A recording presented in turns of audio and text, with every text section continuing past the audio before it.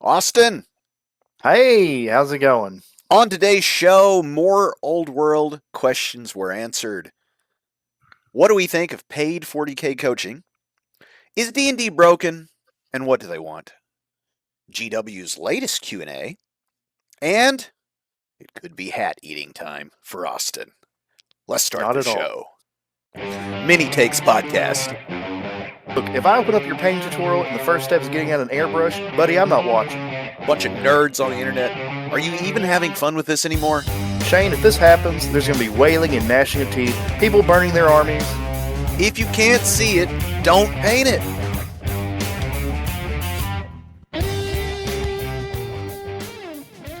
Austin, there's something on the wind, and No, it there's smells. not. I don't believe you. Man, there's nothing on the wind. when we get down to GW's latest Q&A, and I'm enjoying these little Q&A sessions with our whoever those guys are, the two media personalities of GW. Are they growing on you? They are, and mainly it's because anytime they do something pre-recorded, it works out pretty good, right? Their microphones are on, they've got their notes, they read well enough, right? Anytime they do something live, it's probably not, I hope it's not their fault that it's always a cluster bleep, but you never know. Today's Room for Future Nonsense, if you are an audio listener of the show, it says hello doldrums, because there's not been very much going on, at least in 40K, since the release of 11th edition and its initial rollout. So we're kind of in a little bit of a down period. However, we managed to get quite an extensive rundown. But, as usual, Mini Takes wants your takes, and so I'm going to read you some. This first one comes from last week's pod on how Sony killed physical media and is Warhammer next. Over on Spotify, you can leave comments just like you can on YouTube. And in both places, you should be subscribed. You should rate us 5 stars. You should like the videos. Whatever the social currency is on your chosen platform, you should do that for us because we need it. We do. Mm-hmm. Yeah. Frequent contributor Dave and Company, always with something good to say. He says the problem in video games is with digital, you buy it at full price, but then they can literally yank it off your system at any time, as systems are always online. So I buy GTA 6 at $100 this year, and in 2 years they revoke it and I can't play anymore. Then they roll out GTA 6.5 for another $100. In contrast, if you bought the 10th edition books, you can play in perpetuity if you want. You are not forced to play 11th. As for DIY, I only buy 3D prints of bits and terrain that GW does not make. On that last part about the 3D printing and the sort of DIY nature and spirit of 40K and the hobby at all, I think it's interesting how in this era of 3D printing, people are setting their line in the sand of what they feel is appropriate, what is sustainable, even, you might say. Yeah. Because ultimately, if everybody just 3D printed everything, then nobody would write any rules for us, and we would have no game beside the one that we create ourselves, which anybody could go and do, I suppose. But Yeah, play one-page rules. yeah, but then who would we complain to and about, right? Like the complaining about 40K is part of the thing at this point, I think we can safely say. As for his points about digital media and the idea that you bought a thing and then they take the thing away, I was thinking about this. If I go see a movie, that can cost $100. You know, me and the wife and some popcorn and drinks. You know, I don't know where you people live, but we got drinks now at our movie theaters, and you can run up a tab quick. And you go and you get your 3-hour experience, and then the thing is essentially gone. Like you didn't buy the thing. And I wonder if we're not getting in. You know, we haven't got there yet, but are we creeping toward an era where where the entire video game market is a little bit like Blockbuster, $5 rental weekends? You know. Yeah. Maybe. I mean, we could go worse than that. We could do just streaming games where we don't actually have the games on our systems or even have a system. We just stream them to a video game Roku or something. Yeah, what was that thing called? Google did it. It was called the Google Stadia. Stadia. Yeah. Mm-hmm. Well, and you know that ultimately would become, you know, pay by the minute, right? And I don't know. People are saying this could actually be the future with the way computer prices are going. We could end up in a future where no one actually owns a computer. Yeah, I don't know. I doubt it. I doubt it because what the data centers will allow me to do, like okay, so somewhere there's a giant data center that's polluting the earth and eating up all the water and electricity in the world, and on one of its banks of computers is running my particular state of farm simulator, right? Yeah. That's one thing. But then, like, what if I need to put this podcast together? How's Uh, that? Like, what? At some point, it just makes more sense for me to have the thing. it makes more sense for us to just be an AI generated podcast. We just do a prompt, Yeah, uh, because that'll be fun for feed it, everybody. feed it 6 hours or more of our content. That'd be just 6 episodes, but feed it like the hundreds of hours we put out. Just type in whatever prompt we need, and we're good. I tell you what, it would be funny if one of our listeners or something were to, like, maybe they're a big AI type person. Go ahead and put the entirety of Mini Takes podcast into the AI and let's see. We'll listen. Let us know if you do it. I want to know if it does better. Still our souls. That's right. I've got another comment to read. This one comes off of YouTube, and this is one from somebody new to me at least. Perhaps we've read their comments before, but I can't remember. Withy Warlock says, and it's quite a long one, but it's good stuff. It's not much of a hot take, but GW desperately needs to get legal or technical manual writers for their rules. I have never, bold on never, this guy's got his HTML in order. Bold. Never seen as many people ask as many questions about rules as I do with GW games. Magic the Gathering's full rules document is approximately 300 pages long as of June 2026, but you don't need to read them all because each card does a good job explaining what it does and how it interacts. So how come its rules are easier to pick up and play than something like 11th, which continues to go with GW's supposed thinking of simplified, not simple? It might have to do with the fact that, short of having knowledge of 10th edition, it's incredibly hard to actually play 11th because the core rulebook is missing rules. The same book which directs you to use an app which has clearly been built by the person who put together the Epic Games Store, a Steam competitor that didn't have a wish list function for 2 years after release or a cart function after 3 years. In short, GW needs to get people who know how to write. The lore and novels are ace, but the rules and coding are dire. Love the pod. Keep up the good work. Thank you, Withy Warlock. I'm of two minds about the sort of ironclad rules writing. On one hand, and we're going to talk about it when we finally do get to the rundown, Old World is very, not vague is not the word, but it leaves a lot of questions, and the answers are not terribly forthcoming. 40K, 10th edition and now 11th edition, I feel like when taken in good faith, is not that hard to get your head around.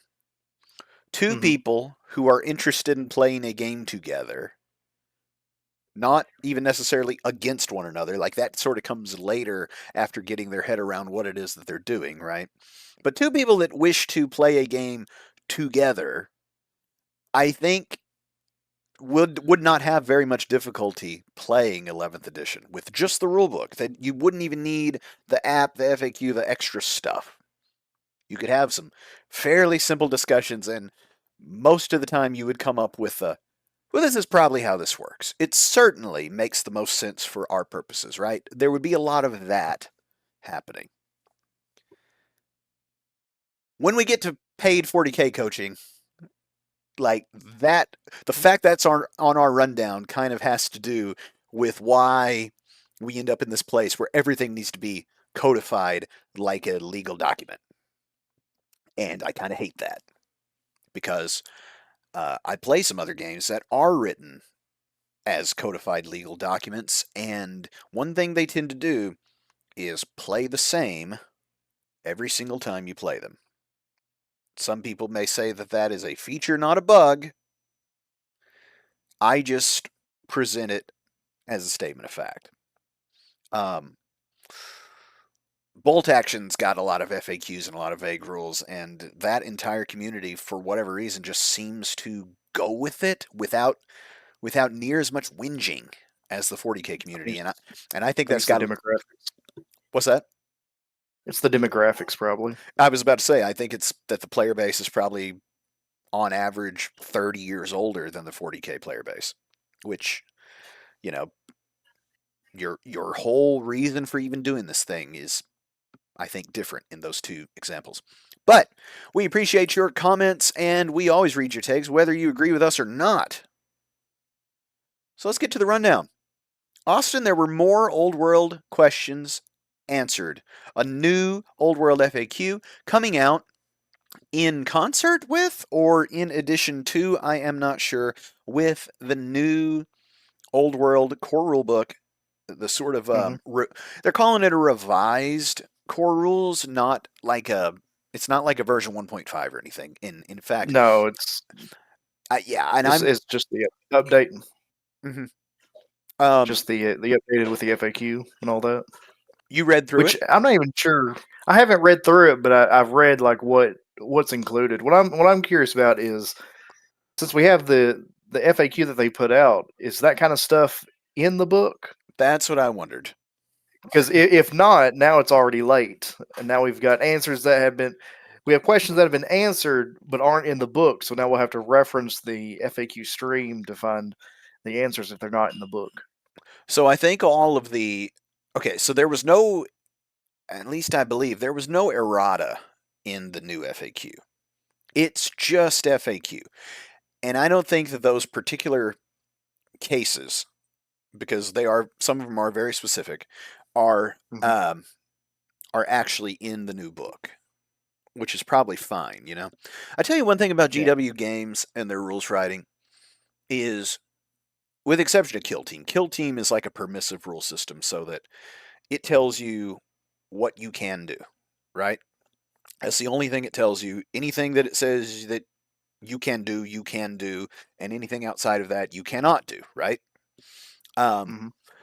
the other ones, Age of Sigmar, 40K, Old World especially, are more like engines, where there's like a core engine, and then everything else is like an exception or an add-on. So, Yeah. hit, wound, save is always the way we do it, unless you've got a torrent weapon. Ignore the hit. Mm-hmm. Okay, so that rule doesn't count. Yeah, uh, you always add the AP to the save to figure out your save, unless you got an invul. You see. Oh, and Yeah. then your invul is always fixed and it's immutable, unless this guy's got an ability where he's got a 2-up until you miss one, and then it goes to a 4, right? That kind of stuff. It And all it all just exists in its own little system. yeah, it was just it's very it's a core engine, and then Yeah. you All can all the do anything you want. pieces. Yeah. All the pieces just come in it. It's like a toy box, Right. sandbox. And I love that, personally. I don't need my games to be card games, honestly, because card games, by their very nature of not, like, quite literally not having a lot of moving parts, I mean, the card player is going to get so angry. But you put the card down and you read the card, and that's what happens in the game, right? So the card needs to say what happens. Like, there's no Mm-hmm. positioning, there's no, Anyway, um, so they answered some questions. One thing that they did change that will be uh, just just dire to your orcs and goblins has to do with those fanatics. I can now interact in a meaningful way with them before they do way more and more powerful hits than I can possibly do with anything. Yes, they're targetable by shooting now, but because of this change, this now offers up new tactical instances in the game. to where now you're being offered more choices. Do I shoot the fanatic or do I shoot this unit? Do I wait? Because you can't split shot You between can't. different units. Yeah. So it's like I have a block of archers. Do I shoot the goblin block or the trolls coming at me, or do I waste like 16 shots firing at this little fanatic that's going around the table who could die just kill himself next turn? Right. No, and here's the thing, because you're right. That makes a whole new sort of decision for me. I mean, I'm always playing you, so there's a cat in the shot, by the way, if you guys want to pop over to YouTube and see Valerie Kitty, Princess of Darkness, Ruler of Night. Um,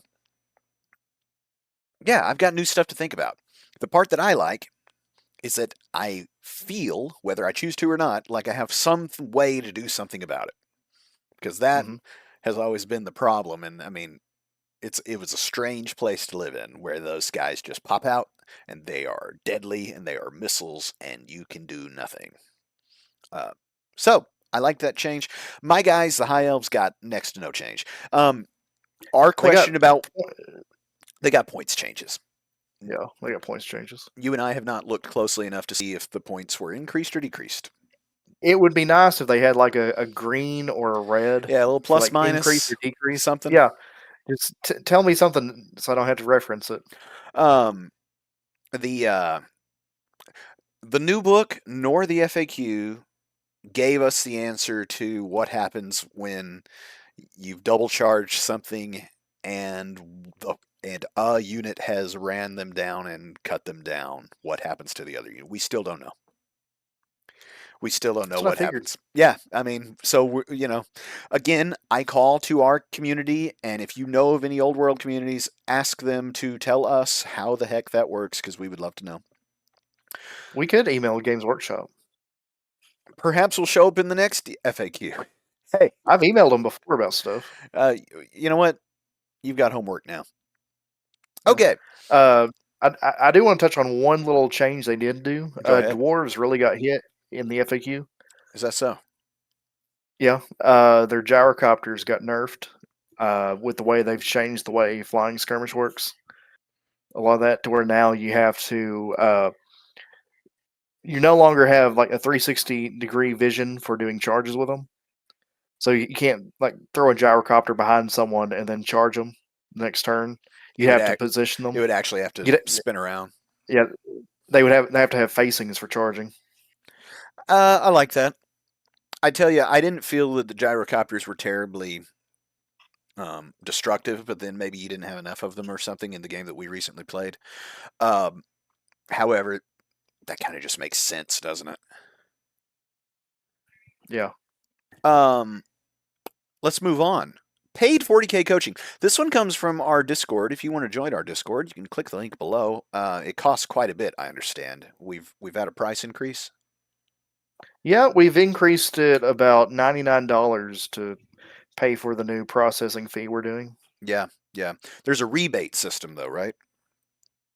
Yeah, if you pay us now, it will actually be nothing, and you'll get refunded. Yeah, yeah. You get an instantaneously refunded. In fact, it's so quick that the money will never leave your account, and we actually have no way to accept payment.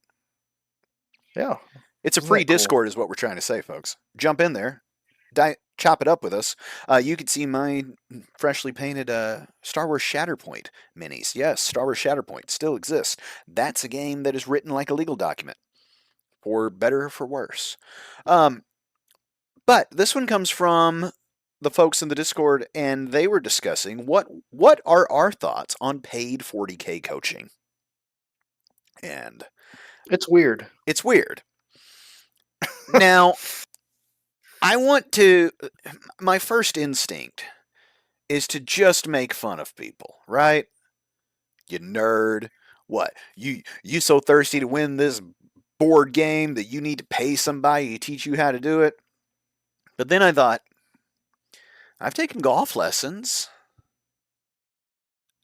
Now, I mean, I've won, hundreds of dollars of shop credit, so maybe there's something to that. And I guess there's prizes to win at your local RTT. So maybe upon upon further pondering, this is not without merit, right?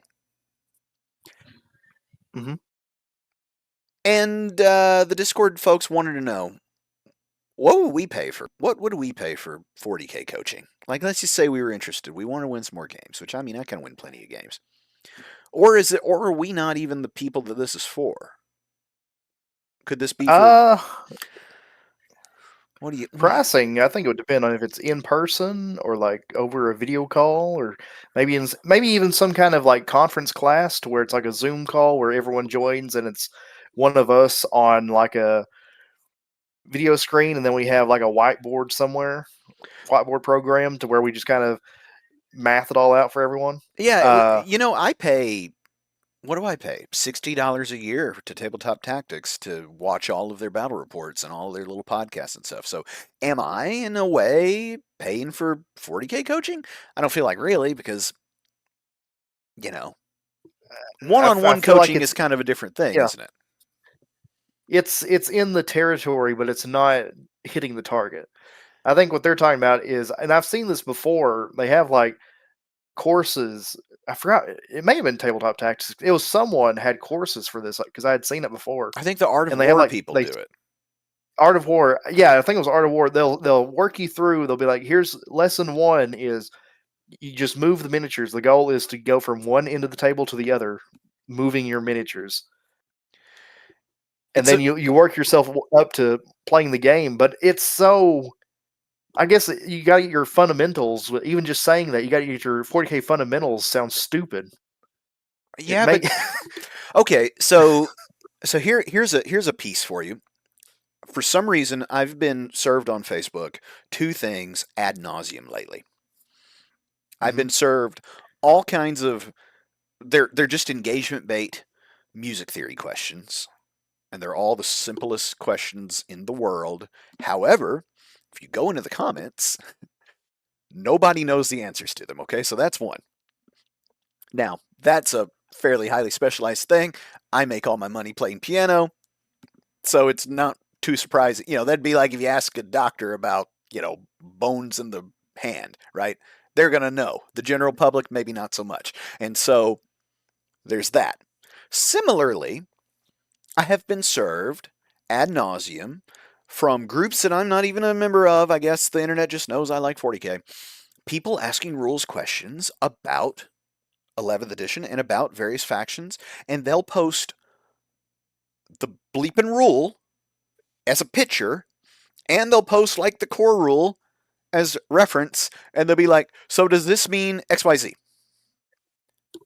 Mhm. And you read the thing, and it's like, yeah, yeah, that means you can do what it says, or you can't do what it says. There's never a question in these questions to me.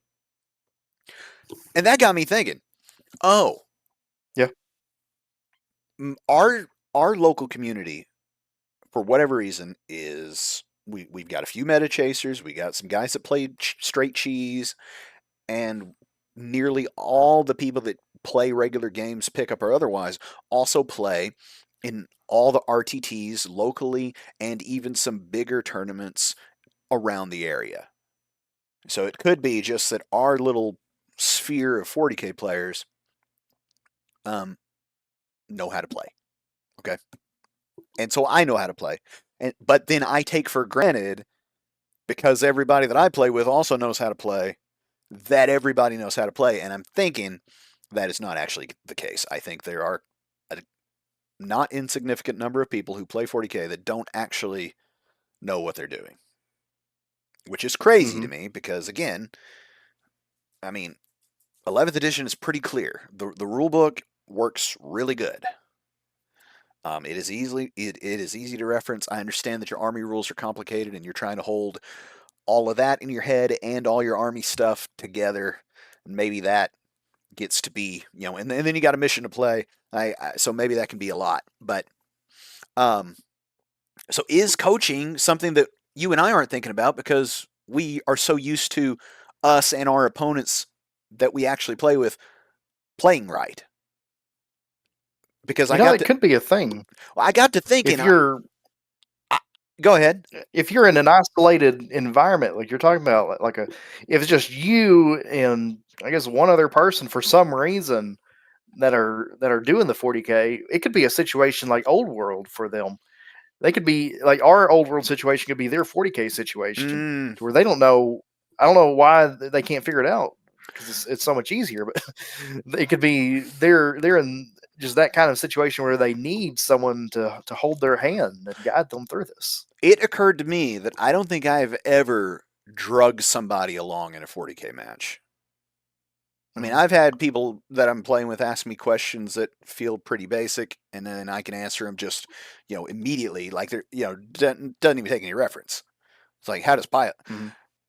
how does a pile-in work? I'm like, this, like, watch, da da da, done. But I've never really drug anybody along that just didn't really have a handle on it. So, no, maybe the 40K coaching makes a lot of sense. And then what will we pay for it? Well, whatever you think, right? I imagine that the prices are varied and it has to do with the popularity and the sort of schedule list of the person that you're talking to. Um, Golf lessons right now are going for $40 for an hour. So I feel like $40 is probably good to have somebody jump on a Zoom call with you. And yeah, the hands-on I feel like would be helpful, and that's certainly not what we're talking about. But that would be best. Yeah, I think. I mean, it sounds funny starting with things like, here's how to move your guys, like move them 6 inches across the table for this lesson, a bit at a time for each turn. But I mean, if you want to, I guess, get a playing field for what you're doing with the whole game and build the foundation up, you got to start somewhere. That's the foundation. Even if you kind of know how to play 40K, you can always kind of reset your knowledge of it by starting over and starting with the bare basics and making sure you've got your foundation built and got your 40K castle being built in your mind I, of creating this. but to take it back to those, again, they're mostly engagement bait because the questions are so dumb. But the music theory questions, they're very, very simple to someone who like is fluent in the language, right? But to be fluent in the Mhm. language, I just yesterday was talking with a guy who didn't have. He was explaining he doesn't have a very good handle on those things, and I said, well, the very first thing you have to do is know how to construct major scales out of the chromatic scale, and he's like, the what, the how? And so I showed him. I taught him that, and I thought, golly, if you don't have that, nothing else that I could possibly say in analysis of anything would not be wholly unintelligible, right? And so similarly with Yeah. 40K, if you don't have a handle on hit wound save, how to measure unit coherency, the most complicated stuff obviously is like charge and pile in mechanics and the sort of finer points of Hmm. those, then yeah, no amount of like you couldn't even receive coaching because when somebody tells you about like gaining movement in the pile in phase, you're like, I don't even know. I'm Yeah. What are you talking about?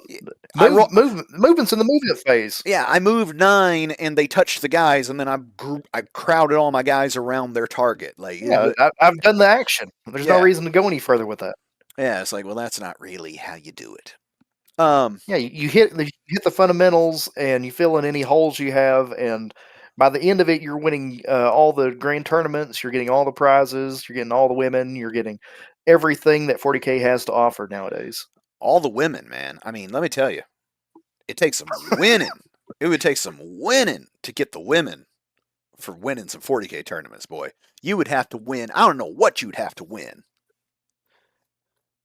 They giving away a woman at LVO. I mean, it is Vegas. They can do Yeah. anything. Psh, women. Um, look, look, I got a woman. My wife doesn't care at all for my 40K RTT results. Um, so paid coaching. At first, I thought, get out of here, you nerds. Upon further inspection, makes as much sense as anything. You guys knock yourself out. Pay whatever you think. Shoot, pay us. I'll help.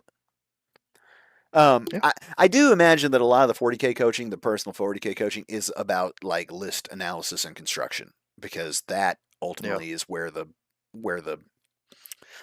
wheel is greased. And I would not even know where to start with that because you know I haven't played a I haven't played a terribly competitive list intentionally in my life. I like to Well, take see, out the first guys that I like. you build an Eldar army, and then you bring in 3 of these, and then 3 of these, and then 3 of these. Yeah. All right. Let's move on. We're just we're in the doldrums, guys. It's a slow time in the hobby, but that doesn't mean that many takes is out of takes.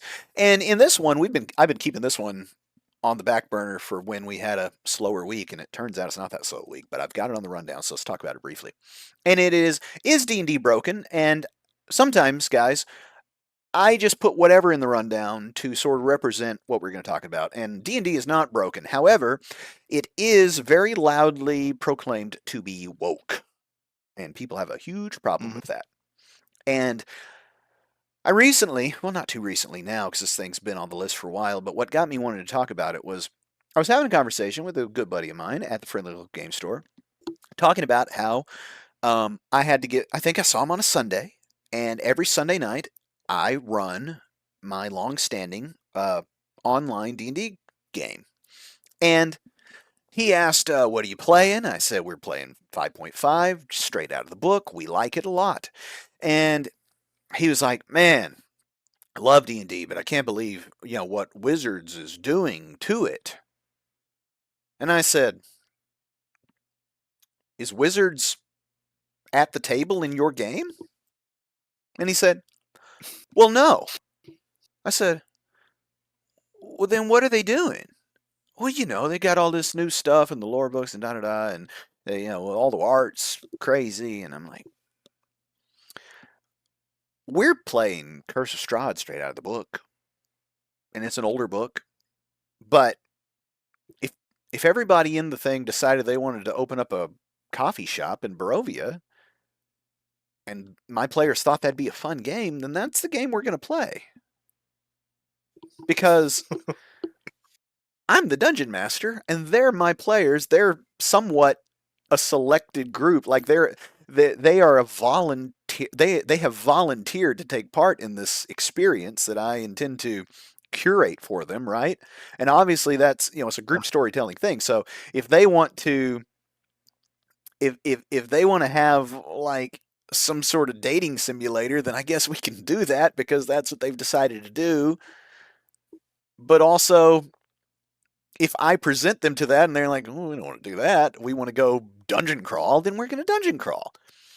And so, similar to how we talk about the second biggest hobby in 40K is complaining about 40K. I think the second biggest hobby in tabletop RPGs has been complaining about tabletop RPGs. And people say, "Oh, look what they've done. They've they've wokeified all the various species and stuff, and the orcs aren't even the bad guys anymore." And I'm like, well, they could be in your game. But the book says they aren't. The book doesn't say anything terribly specific. It says to just make up stuff and have fun. But the art shows them opening a coffee shop. D- Austin? It's codified lore. Yeah. It's official branded codified lore. I have to have them in the coffee shop now. Here's the thing. You ever played a game that you go to Waterdeep? You ever play a game where you go to Baldur's Gate? You ever play a game where you go to specific locations and that whole thing? Maybe, maybe not, right? Have you played a game where you guys camp by a road, an unnamed road on the way to and from a mountain, or in between a swamp and a mountain, or there's a big open field, or we're in the forest and we're spending session after session by this road? Hmm. That's what you usually do. Wizards is not, they're not concerned with what happens or doesn't on this made up place. So I don't understand what people are complaining about, because they're complaining about changes, they're complaining about things they disagree with that do not have to be in your game. I'm pointing at the camera, at your game. Austin, if you make a But game, you can do it any way you want. are you sure? Yeah, I feel like as dungeon master, my goal is to follow the book as strictly as possible and basically just be like a human computer trying to run this simulation. I have to follow everything exactly. If anything goes outside of my like gripping control over the narrative, then I don't know what to do. There's nothing outside of what's in the book. yeah, They yeah. push too hard on a wall, the wall falls down into a void. There's nothing. Right. You clip through the floor and you're in the void, Yeah, and the system crashes. Right? Yeah, yeah. Telling me I have to improvise? that's very famously how D&D actually functions. A lot of people don't know this, but you can blue screen your dungeon master. No, no, folks, that's nonsense. Here's how it's nonsense. The new 2020, what is it? The 2024 version, D&D 5.5, Dungeon Master's Mhm. Guide does an excellent job, one of the best jobs that I've ever seen in any of these books, of giving examples of not just like the combat engine, because that's what it is, not just in the player's handbook, you've got how to make your characters and all that kind of stuff, right? It also has this stuff, but it's got like how to actually and practically run a game and what we're actually doing. Because a lot of people, just recently, I was showing, we, me and my group were discussing the next game we play. We're going to play a new system entirely, and it's gonna be like a old west thing, but totally different. We got a new person that's going to be the dungeon master. I get to finally be a player for once. And she's reading through the book, and she's reading through the book, and she's reading through the book. And it's got all kinds of information on how to build the characters. It's got all kinds of information on how to shoot stuff, how to fight stuff, how to adjudicate action. And she's like, I don't understand how this becomes the thing that we do every Sunday. And I said, oh, right.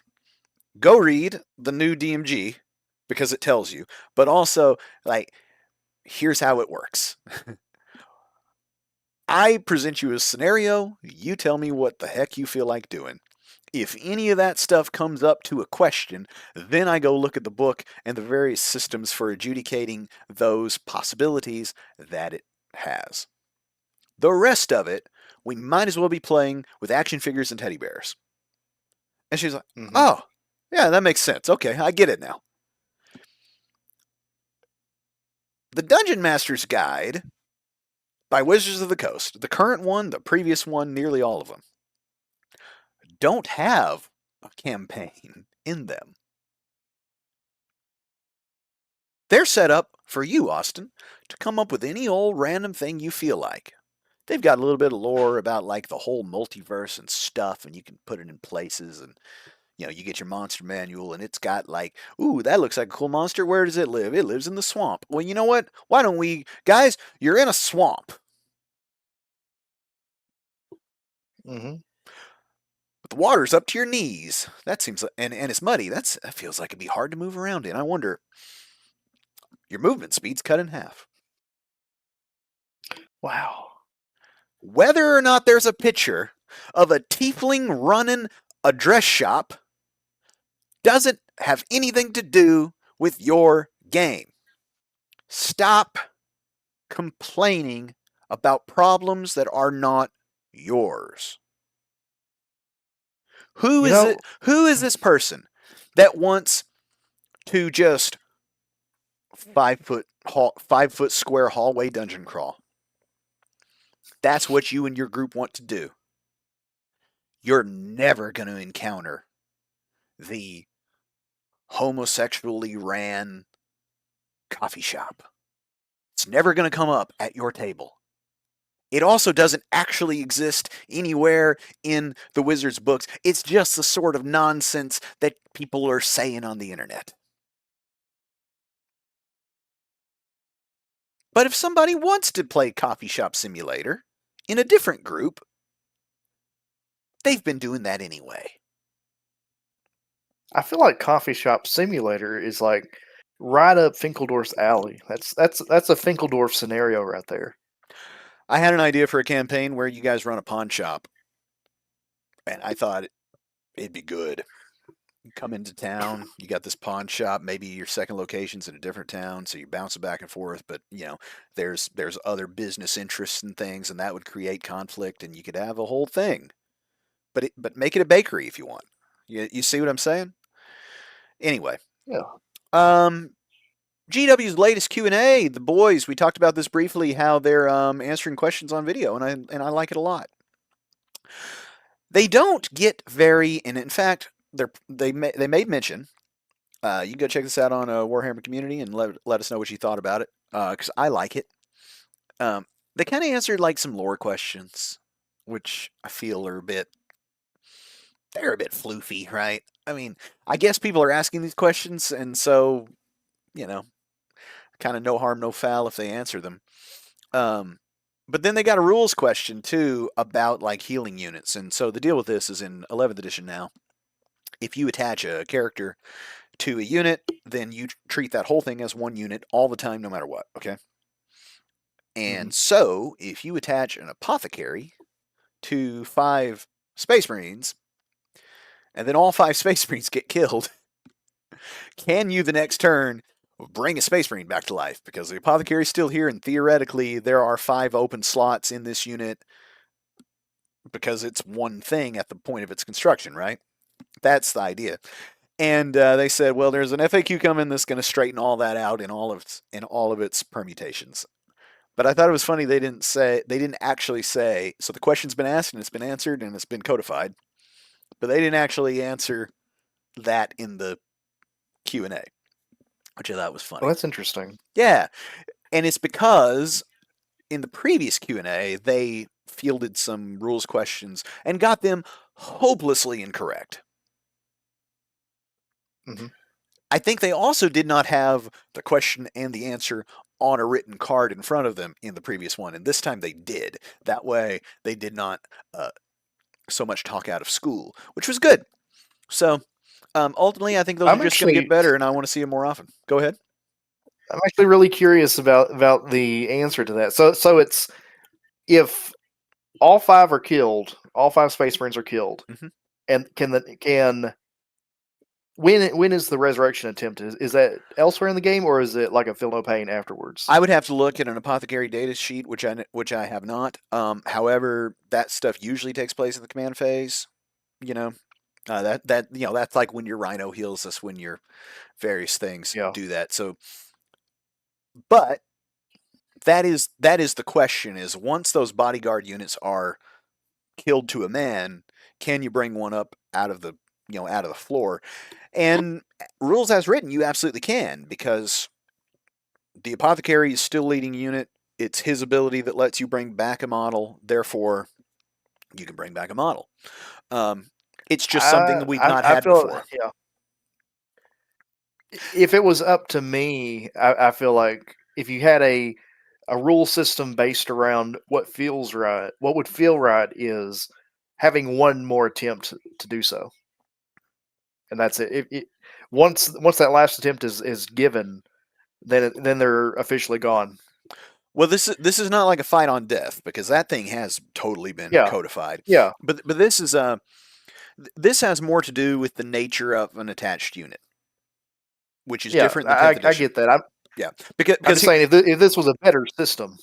Well, maybe because in 11th edition now, if you end up with a orphaned character, he has to take battle shock tests for the rest of the game, because he's, let's say it's one guy leading 5. Well, he's below half strength when 5 are dead, and he's 1, right? Whereas previously, if you killed all 5, the next phase, that guy is now a single character with full wounds, let's say, so he is no longer subject to battle shock tests. That's gone. However, now, if he had any sort of thing that triggered when he's leading a unit, he keeps that until he himself dies. like the Apothecary's ability to bring back a Space Marine. Now, here's my thing. Conceptually, it makes as much sense for the Apothecary to bring back Space Marine number 4 as it does bring back Space Marine number 1, right?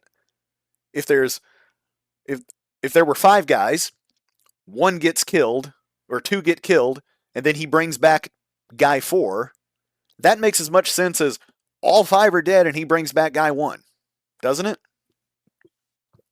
Yeah, I think immediately afterwards that makes sense, but like 3 turns from now, if he attempted it, that's where I'd cut it off.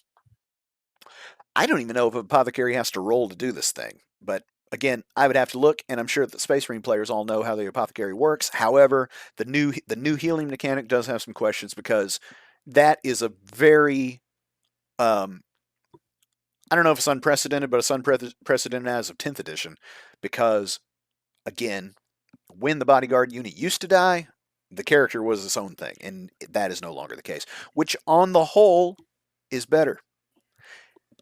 If a sergeant went out with or if a captain went out with a bodyguard and the bodyguard's all dead, he should feel some sort of way about that and therefore be subject to battle shock, etc. Last thing, hat eating time, Austin. There was a question asked in that Q&A. Will the new Horus Heresy plastic be usable in 40K? They said, yes, 100%. The tanks, the dreadnought, the run-of-the-mill dudes, all of it. Because I believe your suspicion had been some of those tanks and things would not transfer over. Yeah. I don't know. It's nice to have some confirmation about it because being up in the air with it in the fog of war, it was really I don't know, pessimistic thinking about Games Workshop and everything, especially after what they did to Horus Heresy with Space Marines, where they axed all the Horus Heresy stuff from 40K back in 10th edition. So many people, including myself, came with it pessimistically, saying there's no way this stuff is going to come over. But actually seeing the support from it, that's good. Oh, yeah. Custodes need a bit of diversity in their army uh, beyond what they have already, uh, especially having official access to things like the Telmons, the tanks. Uh, they're no longer mainly just guys on the ground with some weird auxiliary Horus Heresy plastics, Or a like the random Contemptor Dreadnought. or a random Land Raider. I want to push back on the Land Raider because I'm so upset at everyone pushing against the Land Raider, saying, why do Custodes have a Land Raider, the Space Marine unit? It's stupid. Stop doing that. It makes total sense because in the industrial military complex of 40K, it makes total sense for them to have access to Land Raiders if a Land Raider is, say, like the Abrams or M4 Sherman of the Imperium. It makes total sense that, yeah, and here's our access to a standard vehicle. Yeah, and two things. One, for those of you that don't know, Austin said that he would eat his hat if this would come to pass, that these plastic 30K models would actually make the jump and be officially supported in 40K. And so the hat, it's not in the pot yet, but it's getting seasoned up for sure. I believe you said I'm going to wait till the codex comes out, whenever that is, and then it's hat eating time for certain. But this all but locks you in. Now, I also agree that, well, I mean, if they're going to have a Land Raider, they might as well have a Rhino. Well, they can't fit in a Rhino, can they? But no, the sisters can have a Rhino. There you go. The sisters could have a Rhino. The Custodes no, they do have a Rhino. Well, good. The Custodes are big, like Terminators. The Land Raider carries Terminators. If so facto, I'm with you. I also don't understand the Land Raider hate in any regard. That thing still looks cool. I love the big chunky tracks. I love that ramp that the kit has. I will not stand for Land Raider slander. What it is people want to be me, unique. I need all my vehicles and every model unique to this army. I can't have any crossover. When it makes perfect sense for the Imperium to have crossovers where possible. Yeah. Like they may not be using the Land Raider all the time, but I'm sure in their like depot of vehicles in their collection under the Imperial Palace, there's probably like a couple of Land Raiders hanging out there. And look, the Custodes can thump land raiders to death. It's not like, oh, everybody take 3 land raiders because that's going to be so effective. Like, sometimes they want to ride, don't they? That's what they got all those grab bikes for. Like, come on, people, it's not that serious. And the land raider's cool. How's that hat going to be? It's going to be it's going to Bittersweet? be delicious. Yeah, hey, you know what? I mean, everybody, I think everybody knows. I'm not losing anything. You're gaining. I'm getting so much stuff. Why? It's. I'm not upset. It's more like, oh, okay, well, I'm wrong. Oh Yeah, well, I get more toys. that's right. And getting more toys is what this should all be about. Get in the comments. Let us know what you thought about our takes on anything, any old thing. Tell us what you think about our faces. I don't know how Austin will handle that actually, but you can talk about my face. I don't care. I'm I'm long. I'm long hardened to internet criticism. I invite it. I thrive on it. Um, because of course we want your takes always on Many takes.